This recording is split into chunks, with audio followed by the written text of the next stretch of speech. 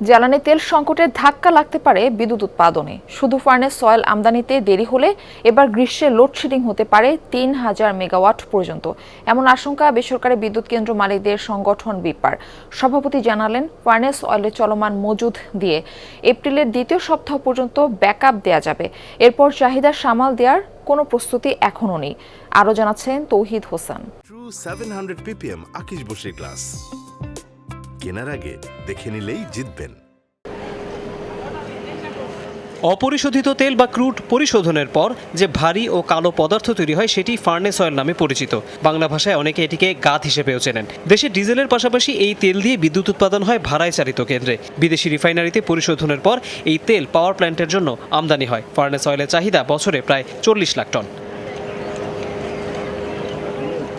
কিন্তু এই তেল আমদানিতেও বিপত্তি বাঁধিয়েছে মধ্যপ্রাচ্য সংকট। যুদ্ধ শুরুর পর থেকে প্রতি টন ফার্নেস অয়েলের দাম বেড়ে দাঁড়িয়েছে $900 আশপাশে, যা সাধারণ সময়ের চেয়ে প্রায় $300 বেশি। মূল আমদানি সিঙ্গাপুর থেকে হলেও ইদানিং সেখানে ঘাটতি আছে। হরমুজ প্রণালীর কারণে বেগ পেতে হচ্ছে সৌদি আরব, কাতার ও আরব আমিরাত থেকে আনতেও, যা সার্বিক ধাক্কা লাগছে বেসরকারি বিদ্যুৎ উৎপাদনে। বলা হচ্ছে এখন পর্যন্ত 3.5 লাখ টনের মতো ফার্নেস অয়েল মজুত আছে, যা দিয়ে কেন্দ্র চালানো যাবে এপ্রিলের কিছু সময়।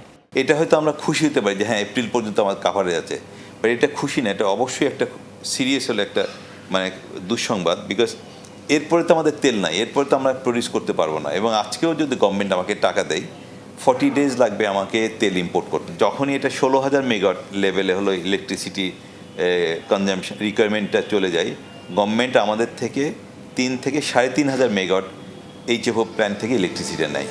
তো এই পুরোটাই আমরা দিতে পারবো। দ্যাট মিনস 3,000 মেগাওয়াট কিন্তু লোডশেডিং হবে। বিগত আওয়ামী লীগ সরকারের আমল থেকেই উৎপাদন মূল্যে বিদ্যুৎ বিক্রির চাপ দিচ্ছে বিদেশি ঋণদাতারা। বাড়তি দামে স্পট মার্কেট থেকে জ্বালানি কিনে চলমান সংকট সামাল দেওয়া কঠিন। এ অবস্থায় ফার্নেস অয়েলের দাম বেড়ে গেলে স্বভাবতই চাপ পড়বে ডলারের রিজার্ভে। জোরালো হবে বিদ্যুতের দাম বাড়ানোর প্রশ্ন। অর্থনীতির এই ধাক্কা কি সামাল দেওয়া সম্ভব?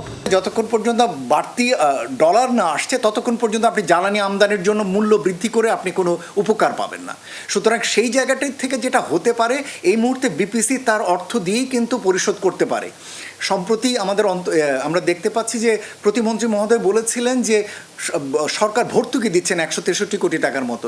প্রকৃতার্থে এটা কোনো ভর্তুকি না, কেননা বিপিসি বছর বছর লাভ করছে, কিন্তু লাভের টাকাটি সরকার নিয়ে নেয়। আগামী 2 মাসের মধ্যে ডিজেল, জেট ফুয়েল ও অকটেনের পাশাপাশি 50,000 টন ফার্নেস তেল আমদানি করতে চায় সরকার। তৌহিদ হোসেন, যমুনা নিউজ, ঢাকা।